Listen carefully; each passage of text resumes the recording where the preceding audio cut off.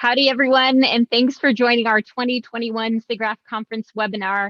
Did you hear that? Designing Jeff with Sound and Silence in Half-Life Alyx. My name is Gracie Arena Stripmatter, and I'm a member of the SIGGRAPH 2021 Production Sessions Committee, as well as the Game Focus Area Committee. And it's really great to be here today with all of you. And I'm super excited to be able to introduce this session with Christine and Lakulish as a perfect lead in to our games programming for the upcoming virtual conference. So let's introduce our two incredible speakers for today's session. First, we have Christine Phelan. She's been an animator for 14 years and has created compelling character performances for video games, VR experiences, short films, and advertising campaigns. And a fun fact about Christine is that when she's not working on fictional creatures, she studies wildlife as an ecologist. So welcome, Christine. Thank you. Hi. And next is Lakulish Antani, who holds a PhD in computer science from UNC Chapel Hill and currently works at Valve on Steam Audio. His work focuses on the world of high-performance, real-time computer graphics, and he's building the future of interactive audio across titles like Half-Life Alyx, Raw Data, Budget Cuts, and Counter-Strike Global Offensive. And a fun fact about Lakulish is that the first time he spoke at SIGGRAPH, he talked about spatial audio in Half-Life 2. So a quick note on the format of this program. The questions will be addressed immediately following Christine and Lakulish's presentation. So please use the Zoom Q&A function to submit any questions you may have. Or if you don't have any specific questions, you can also upvote someone else's question by hitting the little thumbs up underneath the specific question posed within the Q&A panel. So without further ado, let's turn things over to Christine and Lakulish and learn more about their work on Half-Life Alyx. Over to you both. Thanks. Thanks, Gracie. And thank you, everybody, for joining us today. So for the first half of our webinar, I am going to be discussing our use of sound as a core gameplay element for Jeff, one of our more notorious creatures that we created for Half-Life Alyx, and how playtesting was a critical component to the evolution of the creature's design and the chapters that featured him in the game. So Half-Life Alyx is set between the events of Half-Life and Half-Life 2, where you are playing as Alyx Vance. Half-Life is a series known for its shooting mechanics, storytelling, and combat that are integrated into the environments that you visit, its use of physics and puzzle solving. But what is different about Alyx is that it's a full-length Half-Life game developed from the ground up to be experienced entirely in virtual reality. And a lot can be said and has been said about the new set of design challenges that come with creating gameplay for VR. And for our purposes on Half-Life Alyx, many established gameplay conventions such as reloading your weapon or picking up objects in the world and moving through space needed to be recreated to fit this new medium. And this was true of our creatures and enemies as well. And our goal was to take some of our existing Half-Life creatures and remain as true to their original design intentions and gameplay functions as possible, while reimagining them in a way that best utilized them in VR. With Jeff, we wanted to create a creature and a whole chapter long experience in our story built with VR as the first point of contact for design. So this is Jeff. He's very handsome. And Jeff is a blind monster that you meet in an abandoned vodka distillery. And so the player needs to make their way through the distillery while avoiding detection, because although Jeff cannot see, he is reactive to sound. And he will hunt down whatever makes a noise and can kill it instantly. Or if he gets too close, he can cause Alyx to cough because of the cloud of Zen spores that surrounds him, and then he will kill you. So Jeff is also invulnerable, so players' only option is to try and stay clear of Jeff while progressing through the chapter. And Jeff and the distillery really flipped the script on how players had interacted with the AI up to this point in the game. He's an invulnerable monster, so the usual gameplay tool of solve my problems with bullets is no longer available the way that it is for enemies like the Combine, zombies, and headcrabs. And even if you could damage Jeff, guns are loud, which now makes using them a liability because they will attract him to you. And the setting of a distillery provides a generous supply of bottles, which act as ammunition for the players that they can use to redirect Jeff's attention. But they're also a hazard if you knock them over or drop them. And so his reaction to sounds, not seeing the player, allowed us to create spaces that ensured that the player was in close proximity to Jeff throughout the chapter. whereas previous levels were built a bit more spread out with like combat in mind. And this means that the player needs to stay aware of how far they are from Jeff, since getting too close would cause Alyx to cough and betray her position, and then she would die.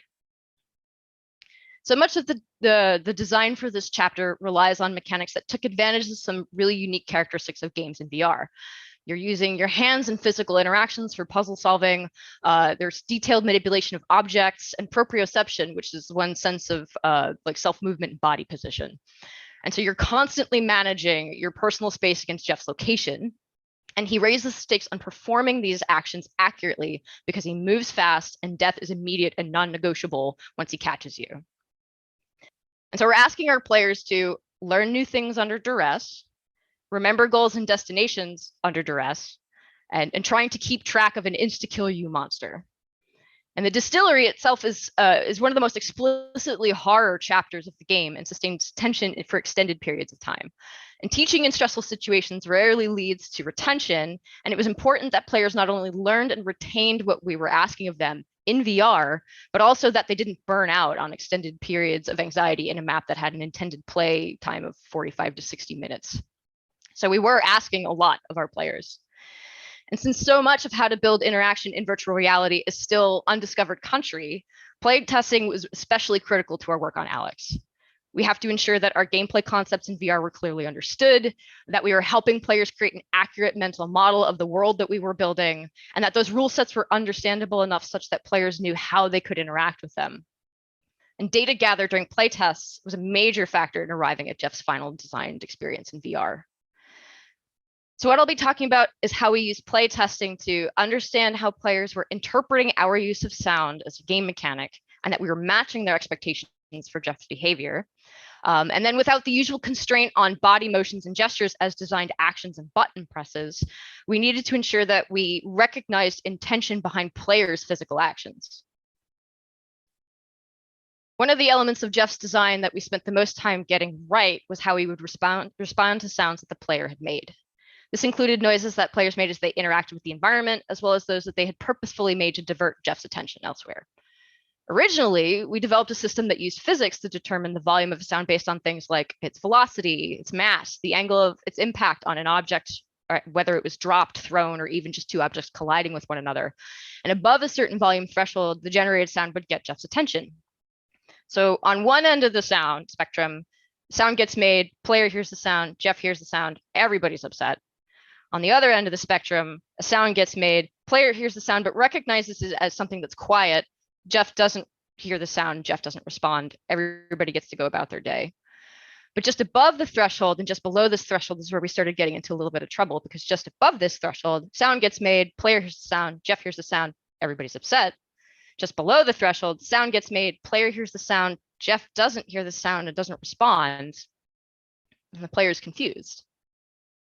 So players couldn't hear the difference between sounds just above or below the volume threshold because there was no meaningful difference in their perceived volume. The volume was a gradient, but was being treated as more of a true-false condition in a way that wasn't apparent to the player.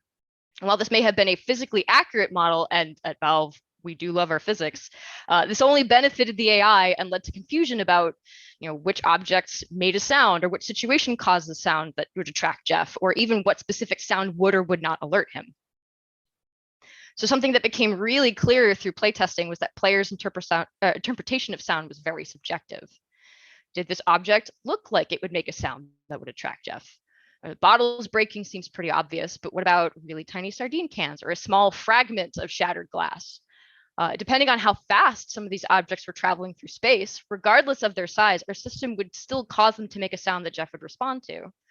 What about actions you would expect to make a sound in real life?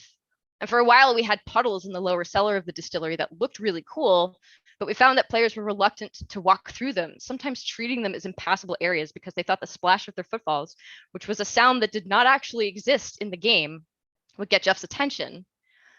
And players even found themselves wondering whether sounds that they themselves made out loud would get Jeff's attention.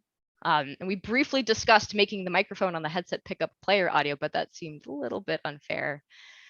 So players had mental models from reality that affected their expectations within VR.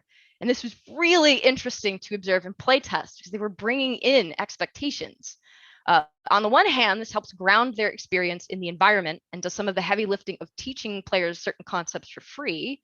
But on the other, it also required us to be very cognizant of the possibility that they were operating under expectations that we had not intentionally created for them.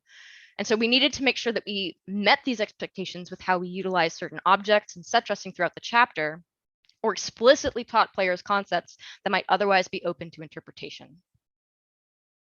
So first, we needed to ensure that our sounds and Jeff's response were not open to interpretation. So in the event a sound was made, we needed players to be able to recognize what had happened, understand why Jeff did or did not react, and they needed to believe that the result was fair, but they didn't feel like they got cheated by an unclear condition. So instead, they needed to be able to attribute attracting Jeff's attention to something had a clear cause and effect, like something that they had done, a mistake that they had made, a trap that we had laid for them, or another event in the environment. This meant we needed to strengthen which elements were involved in Jeff's behavior and reduce or outright remove things that led to misinterpretation or distracted from everybody's relationship with sound, Jeff and the player. We also needed to do this without causing Jeff to become too predictable, which required us to balance a relatively high level of anxiety for players while still getting them to retain information about how Jeff behaved. So we began to simplify things. We changed the sound system so that any noise that was made was categorized into sounds that were either completely audible to Jeff or entirely inaudible. This meant that the player wouldn't hear the same sound effect for an action that could have two different results. And sounds were now much more easily learned since the response was the same each time, and it helped clarify conditions significantly. We also pared down the list of eligible physics objects that would be used as set dressing in the map so that players had fewer special case conditions to learn sound behavior for. This helped as the distillery became the final identity of the map, as it had transformed from, it evolved from abandoned apartments to a warehouse to finally what we wound up shipping. And this setting provided us with a contextualized reason for littering the space with a very noisy object, which were the bottles. We also worked to pull sounds into spaces that felt conspicuous when it would trigger Jeff and more subtle when they wouldn't, effectively creating a much more simplified binary sound response behavior. This included Alyx's on-body sounds that she would make, like rustling around, and her vocalizations, all of which were ducked throughout the whole map, with the exception of when she would cough without covering her mouth. And then even the ambient environment sound in the distillery was also reduced, creating a sort of a quiet canvas on which the gameplay critical sounds would live, so that there would be no opportunity to confuse what was an ambient sound made to give the environment personality versus something that was active and required the player and Jeff to notice it. So fun fact too, apparently there are more physics objects in the distillery alone than there were in all of Half-Life 2 combined. And Robin Walker said that, so it must be true. Even Jeff's visual design went through multiple iterations over the years of his development, but the use of sound was a core aspect of his gameplay from the very start. Other visual elements, such as a giant robotic arm that was used to smash through walls or act as a flamethrower to burn through big Zen infestations in the environment, or sensory tentacles on his back that he would use to touch the world around him, gave him additional activities that he could do. But we ultimately decided to move towards simplifying his design and his behavior so that there was enough information about his current state without being too visually noisy. The goal here was to clarify elements involved in his behavior and strip out anything that led to misinterpretation. If it didn't somehow reinforce his reaction to sound or didn't add immediately discernible information to the player, we removed it. So one of the most exciting things about VR as a player is that you have an immense amount of independence and capacity for self-expression. And then one of the most challenging things about VR as a developer is that your players have an immense amount of independence and capacity for self-expression. When developing a more traditional product, you're building boundaries to the abilities that your players have by providing them with a preset list of actions that they can take. But VR does not always come with these constraints. And so one of the areas where playtesting was actually really fruitful for Jeff's design was getting the chance to see how players would behave in novel situations and then integrating their behavior into gameplay. One of the more memorable physical mechanics for the distillery is players covering their mouth so that they didn't cough. As I mentioned earlier, Jeff has these Zen spores, this cloud that's coming off of his back. And we also populated the map with small Zen creatures that would create these spores at certain checkpoints, so that players had to pay attention to where they were physically in the environment. And some players would try to cover their mouth naturally when Alyx would begin to cough. And so we ran the experiment of making this an action that would have the intended result, preventing Alyx from coughing in the first place, or muffling her cough such that Jeff would no longer hear them and the player could flee from the spot where they had last made that noise. And this is actually a really, really late addition to the map, maybe months before we shipped the game, but it was immediately something that players treated as a core mechanic, and so we turned it into one. So what was really great about covering your mouth is that it's a simple action. It's easy to teach compared to some of our other in-game actions like reloading your weapon, which is a multi-step process that required a significant tutorial space earlier in the game. This gesture has a real-world analog that most people are already familiar with, and it's so natural that some players would just do it unconsciously, like they didn't even have to think about it, and it became this like lizard brain process that they would just naturally do. And a gameplay bonus to this action is like, since you only have 2 hands, a maximum of 2 hands, the players now need to make a trade-off between carrying an extra bottle and not coughing, or thinking about which hand that they need to have free for best throwing or interacting with puzzle elements. And so we also use player behavior as a way to drive space design in the map itself. During playtesting, we found that there were some areas where players regularly got trapped and killed by Jeff, no matter how many bottles we provided them to distract him with. And this would most often be in tight spaces or in spatial puzzles that involved creating sound in some way, and where players were feeling particularly mentally taxed due to sustained levels of tension, and they would panic. Their proverbial cup had runneth over. And so one spatial change that we made was something that we came to refer to as close calls. These were minor changes in the map layout that provided hiding spaces to the player right next to these points of mortality. And what this did was it allowed Jeff to get very, very up in a player's personal space without killing them, which takes advantage of what's called presence in VR, that sense of reality, really being in a space. And so players got to experience being that close to him. This effectively turned areas of high mortality into exciting moments for players, because as it turns out, screwing up and almost dying is like way more fun than screwing up and actually dying. And being that close to a dangerous monster and just barely escaping was really powerful and very scary.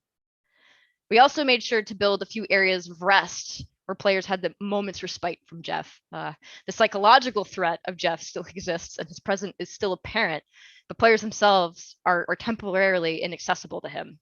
So this gives the players a much needed mental break, the opportunity to like decide for themselves when they re-engage with him. And my favorite example of this is we call it the freezer puzzle, which basically forces the player to release Jeff after finally getting to lock him away. Even though letting him out is inevitable and is a requirement for progression, rather than us just automatically inflicting Jeff on the player, we have given them the agency to decide when that nightmare starts again for them. And it's their choice, which somehow feels a little less bad.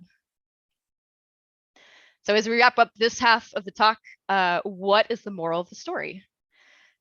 First, and perhaps most importantly, playtesting can help you make the right trade-offs. It helped us to identify areas in the distillery where simplification on our designs was the best choice, how to balance the level of tension against the player's cognitive load and capacity to deal with it, and even where players' behavior itself was generative for design. And second, VR development requires a higher level of design clarity. With the opportunity to build deeper, more immersive world comes the added burden of ensuring clear communication of gameplay concepts. A mechanic or action that might be straightforward in a more traditional game might need a completely different approach to teaching or integrating into your experience in order for players to understand what's expected of them.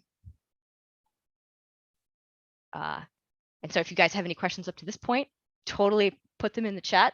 And I'm going to turn it over to Lakulish. Are you ready, Lakulish? Yeah, thank you, Christine. So in my section of this webinar, I'm going to talk about the spatial audio tech that we built for Half-Life Alyx, and how this was related to Jeff and how we use playtesting to inform kind of the design, the development, and the usage of this tech. So as we playtested the game, we were often wondering that, well, Jeff uses sound to find the player.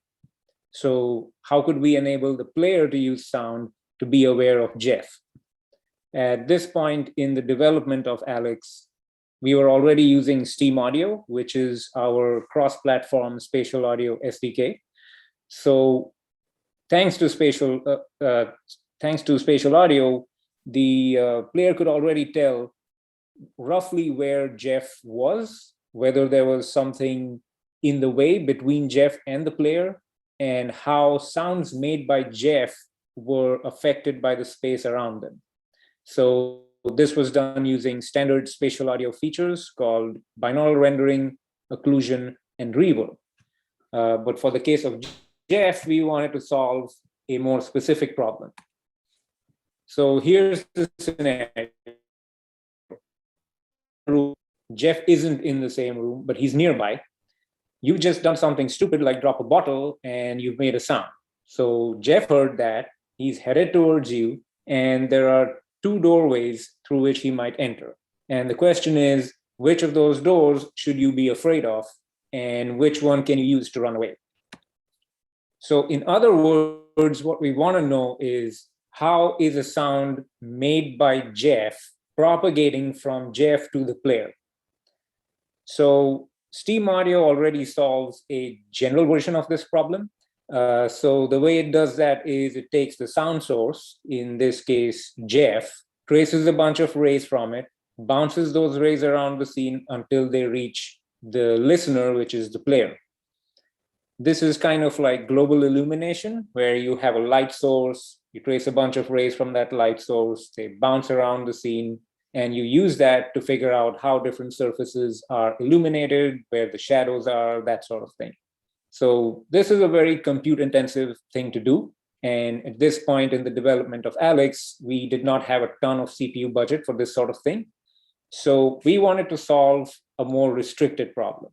And that problem was, what is the shortest path that sound can take to get from Jeff to the player without running into a solid object like a wall? So this is also called the pathing or portaling problem. And here's how we solved it. In the map editor that we use, we would place a bunch of what we call probes throughout the map. So a probe is kind of a point at which we want to measure some kind of acoustical property. So one way to think about this is as analogous to light probes. So a light probe is a point at which we want to measure how much light reaches that point from different directions. So either manually or automatically, we would place a bunch of these sound probes throughout the map. And during a pre-processing step, we would take every pair of probes and find the shortest paths between them and save that alongside the map data. And at runtime, we would find the probe that's closest to Jeff, find the probe that's closest to the player, and look up the shortest path between those two probes and use that path and the information in it to spatialize sounds made by Jeff. So as Jeff would approach the player, they would be able to hear footsteps coming through the scary door, and so they would know to escape through the other one. So this is the solution that we implemented and we play tested. Now, during playtesting, we looked at how good the spatialization sounded, how well it performed, but most importantly, we looked at how useful was this feature for the player. So how many times would the player get into a situation where they needed to use pathing-based spatialization in order to survive? So over time, Jeff's behavior evolved. The layout of the distillery map evolved, as Christine mentioned earlier. And so the relative importance of different types of audio cues also changed. Eventually, we got to a point where almost always there was just the one path through which Jeff could approach you. And so what became more important for the player was to know, is Jeff looking for you? Is Jeff in the same room as you?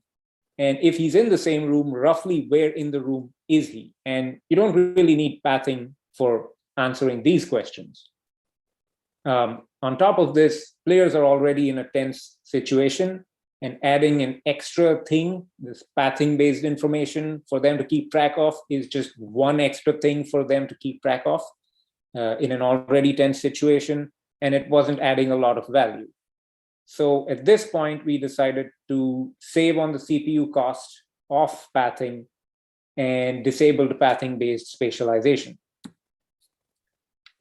It was around this point, though, that we also came across another problem that we wanted to solve. Most maps in the game have the player moving between indoor and outdoor spaces. So they'll start indoors and go outdoors, or move indoors. And in these outdoor spaces, there are ambient sounds that we wanted to be audible while the player was indoors, because maybe there's an open door or a window or something like that. And the question was, how loud should these sounds be? Usually, when you have a sound source, the further it is from the listener, the quieter it sounds, right? So we couldn't just use the straight line distance from the door to the player, because there could be walls in the way. The player may not even be able to see where the door is. You can use occlusion to kind of mitigate that problem, but it's still not quite right, because as the player moves around, the attenuation wouldn't change correctly. What we needed to know is, how long is the shortest path from the door to the listener, which is the player? And so we used the pathing system to solve this problem. So at runtime, we would find the probe that's closest to the door, the probe that's closest to the player, look up the shortest path between them, and then use the length of this path to decide how loud the sound should be. So let's take a quick look at how that implementation works in practice. So every few frames, we would look up the shortest path from the door to the player. Now, this is driven by what we call the sound operator system, which is a piece of the source to game engine that calculates all kinds of parameters that are later going to be used when mixing and rendering audio. So once the sound operator system calculates the path, it then derives a path distance factor from it and stores it in a block of global parameters. Now, every time we're mixing a chunk of audio for an outdoor ambient sound, we look up the distance factor from these global parameters, map that distance factor to the final attenuation value, which is what controls how loud the sound is. So the important thing to note here is that the mapping between the actual length of the path and the attenuation value, and therefore the loudness of the sound, is something that designers can control on a per source basis. So we implemented this solution and we play tested it, and we iterated on it until it worked really well. So in the final shipped game, we used pathing-based attenuation on pretty much most of the levels. It was integrated really well with the source to tools and the automated map build process, so that iteration times were really good. Anytime a level designer needed to rearrange a room or move a doorway a little bit to the left, the pathing would just update automatically and without any extra intervention. But more importantly, the way in which this solution combined with the sound operator system, it offered a lot of flexibility to designers to control how the pathing information was used to change how a sound sounds.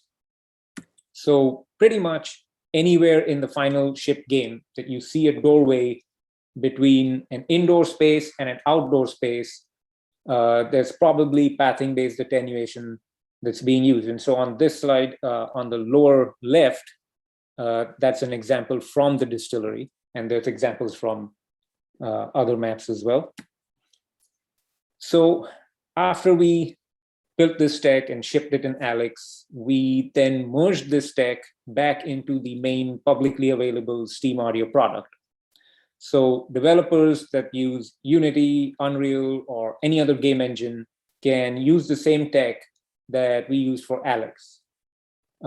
This includes the pathfinding, the pathing-based spatialization that we were originally going to use for Jeff, as well as all the flexibility features that we use to build the pathing-based attenuation feature that we finally shipped. So what's the moral of this story? So first, spatial audio is a powerful toolkit, and its different pieces can and should be combined and used in creative new ways. Second, once again, playtesting can help you make the right trade-offs. It can tell you what features are working well, what features are not working well, where you should spend your time as a developer. And it can also reveal problems that you did not foresee initially, which you can then turn into opportunities for using that spatial audio toolkit in creative new ways.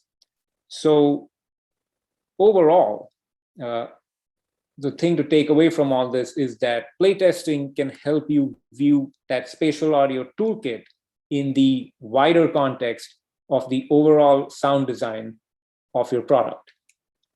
So that's everything from me. Thank you very much for listening. If you have any questions, feel free to submit them. Great. Thank you, Lakulish and Christine. We do have a number of questions that have come in, and I'll go based on the upvoting. So if everybody in the audience, if you see a question you'd really like asked, make sure you're upvoting, and please continue to ask any questions that you're continuing to think of. So the first we have here, let's see, keeps on jumping around.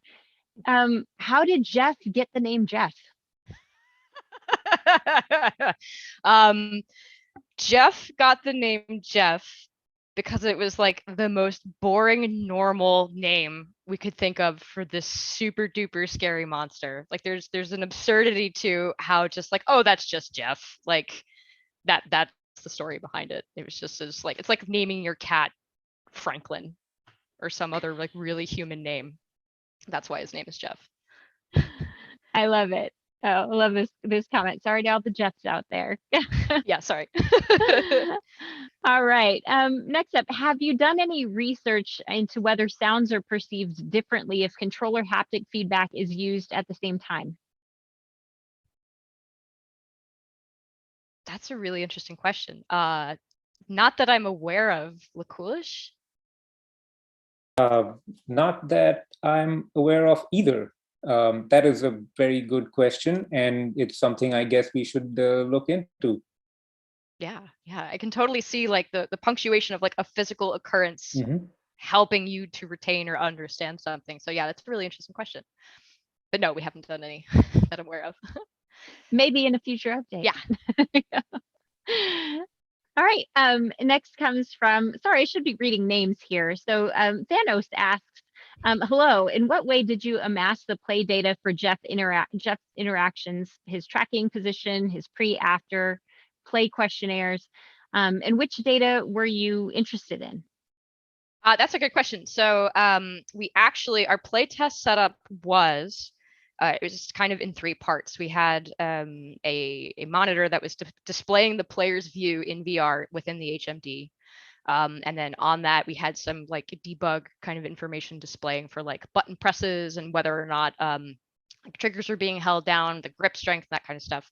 And then a third image or camera in the like upper right hand corner, if we weren't in the room, to be able to observe the play tests, which was basically a webcam that we had set up in the room to track their physical, like what they were actually doing while they were doing these things. So we had their actual like observed physical behavior in the room, we had their view in the game, and then we had some information about like what was going on with their hands at the time.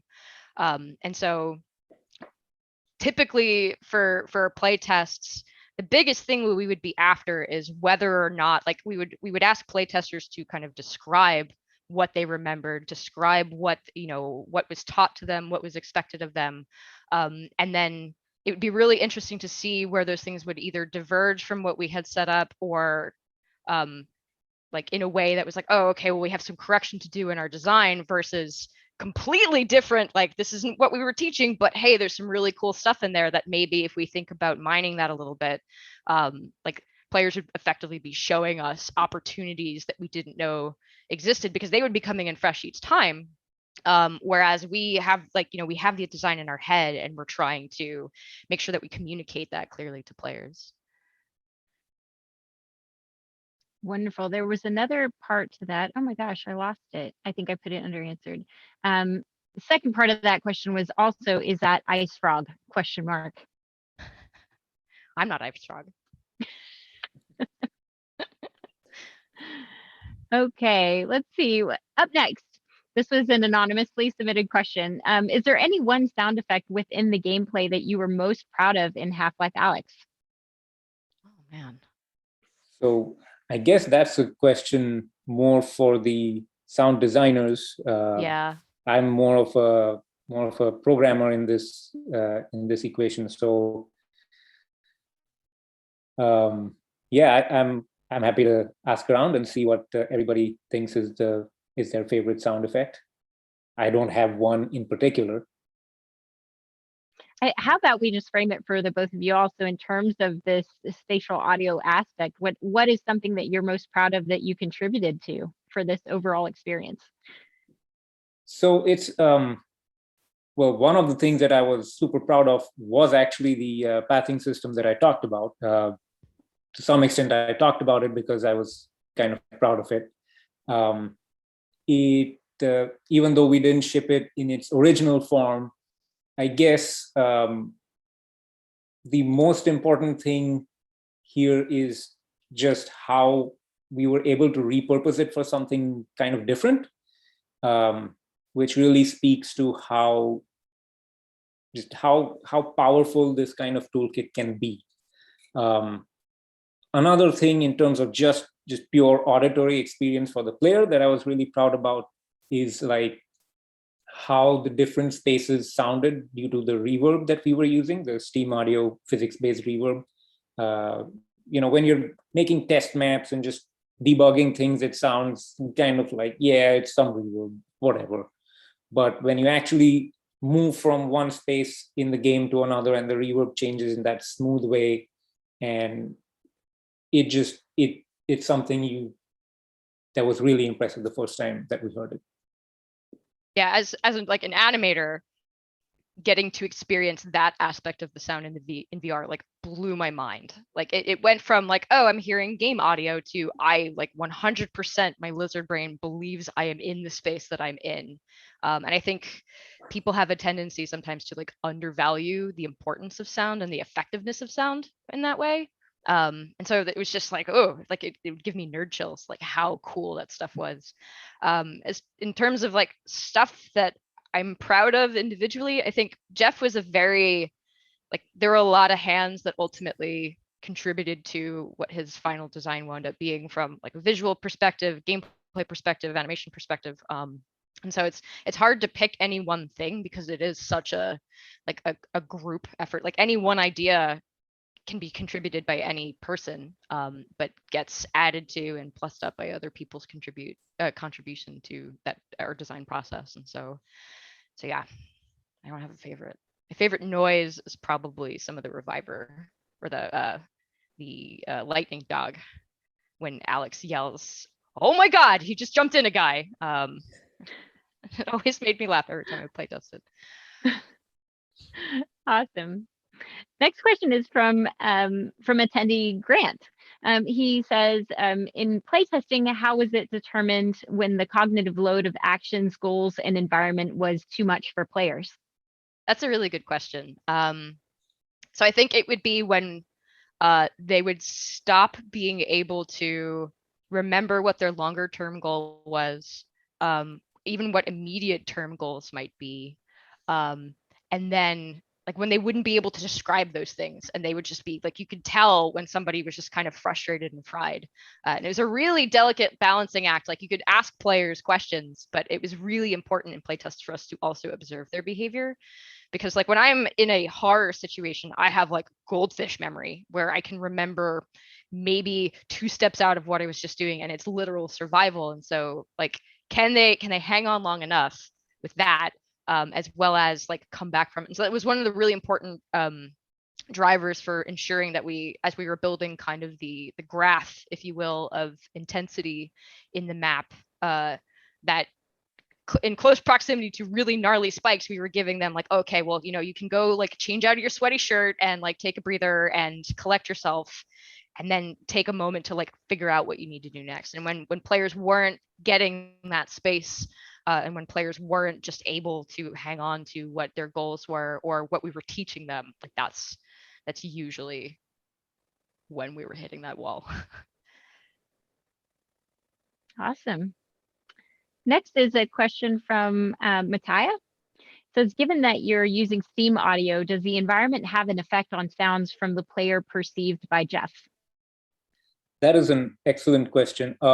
So the short answer is that we did not actually incorporate the effect of the environment on how Jeff perceives sounds. And that goes back to what Christine mentioned earlier, which is that you basically have this continuum of how quiet or how loud a sound is, and we're trying to reduce that to a binary quantity, which is whether Jeff can hear it or not. And if you're in a situation where you've learned that a particular kind of sound is audible to Jeff, and then you go into another room where, because of what the space is like, that sound becomes too quiet and he doesn't react to it, or the other way around, in fact, where there's a otherwise quiet sound, but you make it in a very big room, and that suddenly is something that Jeff reacts to. It's something that causes a lot of confusion for the player. So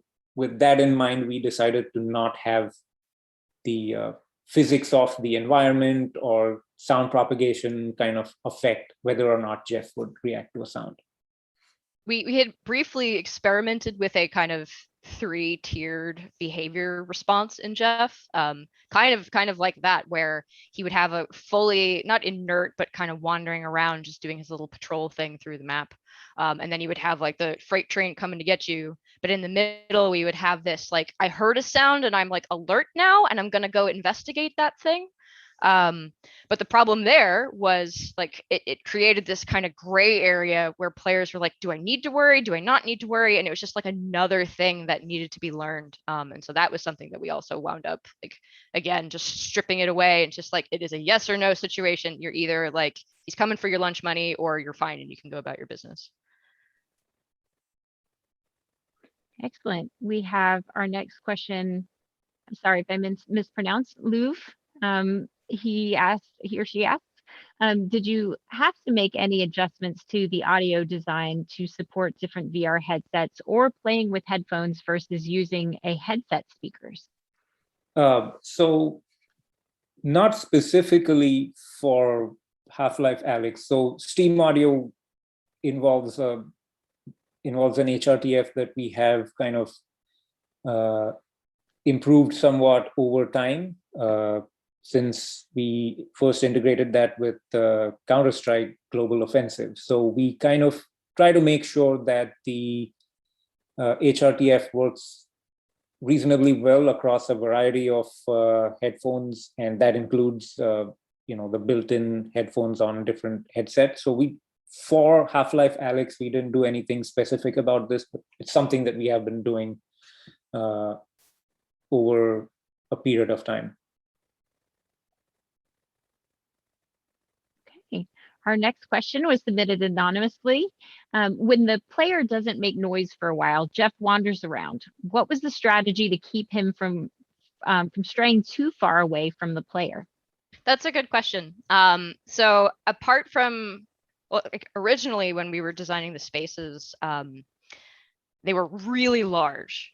And so Jeff would just be able to like kind of wander about wherever he wanted to go. And so that really reduced the threat that he posed to players, because it would take him forever to get to you if you made a sound. So by the time like you could make a sound, wander away from that location, forget that you did that, and then Jeff would like run up and be angry at it. And you'd be like, what's going on there? So what we did was we effectively, like, as we were constraining the spaces, like we made spaces smaller and smaller to ensure that he stayed closer and that he presented a threat. But we also kind of effectively leashed him to the player. Like the space was small enough, but also in areas where it was large where he could wander, we made sure that he never got too far from the player. There was a system built for that. Yeah. Excellent. So next we have a question from Alexei, and he or she says, hey, thanks for the interesting talk. Could you share some insights about the spatially placed Foley sounds of the player and how you balance the mix of different kinds of sounds dynamically? Sure, I can try to answer that one. Again, it's more of a sound designer question than a thing that I can super accurately answer. But so we had a lot of Foley sounds for things that the player was doing or carrying. So just Alyx's jacket would make sounds as you move and you reach over to pick up things and so on. And obviously there's like footsteps and sounds made by the weapon. So there were a bunch of these sounds that we placed. And in terms of, sorry, let me just double check. What was the second part of that question? How the mix of these different sounds was set up. So I can answer that in terms of how it impacted Jeff, at least, which is that most of these sounds were considered below the threshold for what Jeff would react to, because you don't really want, if you just walk, you walk down a couple stairs and your footsteps suddenly trigger Jeff because of where you are specifically, but in another situation, they don't. Again, going back to the thing that Christine mentioned. So we also, I believe in the distillery, a lot of these were also ducked below the kind of significant sounds that Jeff was responding to. So yeah, again, sorry if that's not the detailed answer you were hoping for, but I can ask and get a more accurate answer for that. Let's see. So another question asked by the same attendee: does Jeff also distinguish between low and high frequency sounds? Oh, that's a good question. Do you have any? Sorry, go ahead, Lakulish. Well, I was just going to say not directly, except maybe if the low frequency sounds are considered inaudible and the high frequency are considered audible. It's just kind of a side effect of the classification of sounds into audible and inaudible. Correct. Yeah. And when we were there is an example of a sound that has a pretty high frequency sound attached to it, is when you would use the gravity glove to, you could pull a battery to try and catch it. But if it hit an object before you caught it, or there was one puzzle where you could pull it through like a grate, but it wouldn't actually come through it. The way that the individual sound itself was designed, like it pushed on that high frequency, like a high ting sound that came with it. So it was more like we would use, or the sound designers, because I'm an animator, I'm not a sound designer, the sound designers would use stuff like that to emphasize whether or not a sound was audible or inaudible to Jeff, but a kind of physical sound level, no, that was not the case. It was an artistic choice, a design choice, but not a mechanical one, if that makes sense. Great, thank you. Next is an anonymous question. To what degree did you utilize any physical real world setups such as sets to test out and or validate your in-game decisions?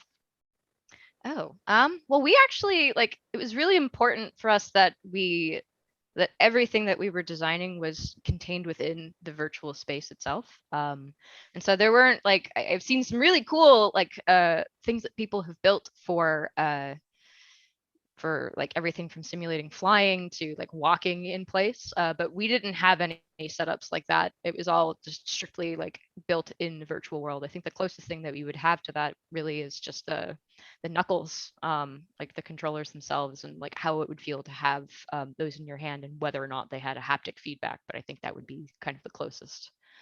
Lakulish, do you have any?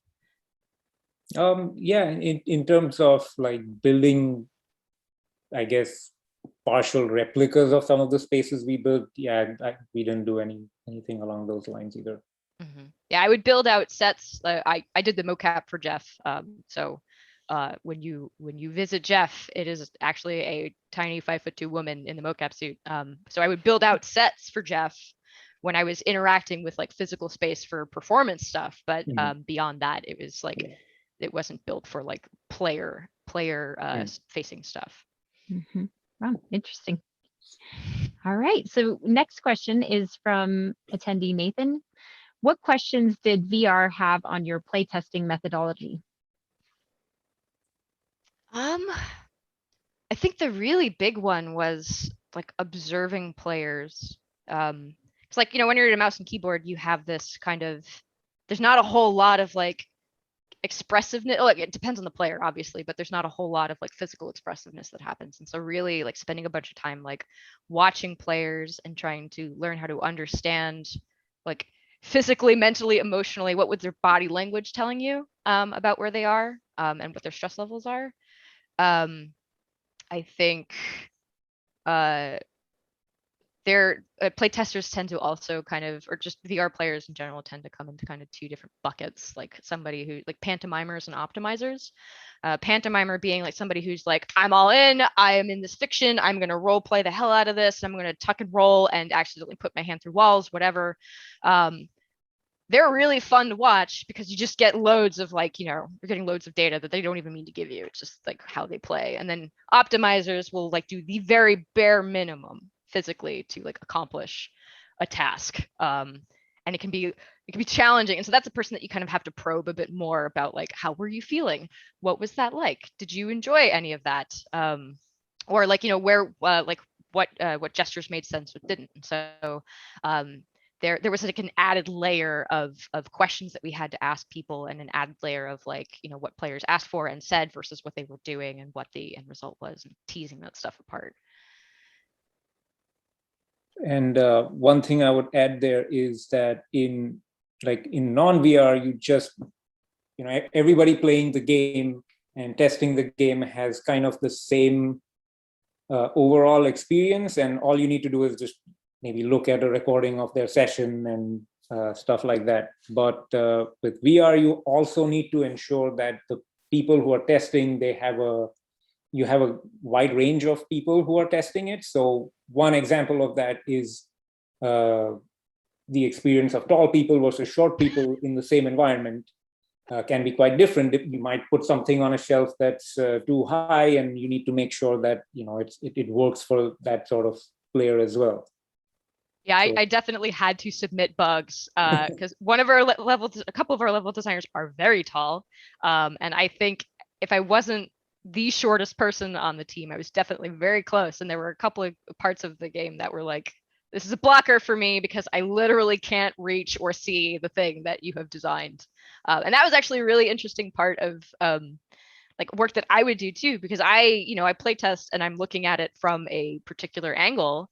And so I see it as I expect the player to see it. But since you're not making a traditional like first person shooter or whatever, where you can guarantee like, here's the view and here's the height and here's like how players can reach these things. I would have to like, oh yeah, nope, that is looking at your belly button, not at your face. So now I need to figure out like how to like solving for, you know, players can be a number of heights. And have a number of capabilities physically. And so a lot of what we did too was like making sure that a range of people could play. We had seated, we had one-handed, we have all these different methods of playing the game. And so play testing for that stuff too is like super duper important. Excellent. Tall people. We have we have a few more questions here. Hopefully we can get through all of these. So for attendee Nathan, when iterating, what percentage was pivoting to new ideas or experimenting with new mechanics compared to dialing in and refining what you already had? Well, with Jeff, it was like loads of pivoting and loads of pivoting. And actually, it's Jeff is this, and the distillery is a really, really interesting, stressful story in the development of this project, because like it was always on the verge of being cut. Like it was always like stuff would be going wrong, or we would be trying a new idea and it wouldn't be working properly. Or it was really hard to communicate to players. And it was always like just on the verge of like, we can't solve this problem and we're going to have to shelve this level. And so, but it's important when you get feedback from playtesters to like, sometimes you have to let a concept sit and marinate a bit before you're getting like really like, sometimes if people are coming back and replaying things that they have experienced before and it's changed, it can be challenging to kind of tease apart whether is their reaction to this entirely new concept itself, or is their reaction to the fact that it is different than it was before when they were playtesting it initially. And so yeah, there were a lot of things in Jeff where we were trying, like I mentioned with his design, it was like, I'm going to burn through Zen membranes. It used to be that like Jeff would actually, he was more of like a key to locks, where you would throw a bottle at something that you wanted him to smash through or like burn down so that you could pass through it. But that turned into a situation where it was like, oh, okay, well, I'm guiding it's like a really, really slow, boring escort mission that could also kill me by mistake. And so yeah, there were a lot of things that definitely like we tried, didn't stick to the wall, we removed it. And yeah, like you do a whole talk on what the things that almost made Jeff not ship until things finally just kind of clicked at the end. And when they started clicking is when we started just really, really narrowing it down and refining it into its like kind of elemental, like hydrogen, oxygen, Jeff, like that. That's simple. Excellent. I think we have time for one more question. Sorry if we didn't get to everybody's questions. We had a lot of excellent ones come in today. This last one is from Alexei, and it's in a spatially detailed acoustic environment with a lot of sounds. How did you handle the sounds that get culled by distance, or was there a clear limit of sounds that were able to play at the same time? That's a good question. So in terms of the limit of sounds, I don't remember the exact number off the top of my head, but we had one. I don't think we hit it a lot. But to answer the main part of your question, a lot of the detail in the sound was like near field things that are happening right around you. So those are not the kind of things that we would have applied a lot of distance-based culling to. So a lot of that would have been like probably ambient sounds, or there's a bunch of sounds that are emitted by like Zen foliage. But a lot of the detail came from near field things, like you could pick up a matchbox and shake it, or a bottle of wine and shake it. And those sounds are like super close to you. And those, obviously, we make sure are not culled. Great, thank you. So we're now reaching time. Really want to thank you, Christine and Lakulish, for such a captivating presentation, and for you, the audience, for engaging in this Q&A session today. And if you want to hear more about Half-Life Alyx, please register for the SIGGRAPH 2021 conference at s2021.siggraph.org, and be sure to check out the talk titled "The Right Foot in the Wrong Place: Character Locomotion in Half-Life Alyx." And live Q&A will be held on the 12th of August from 2:30 to 3 p.m. Pacific time.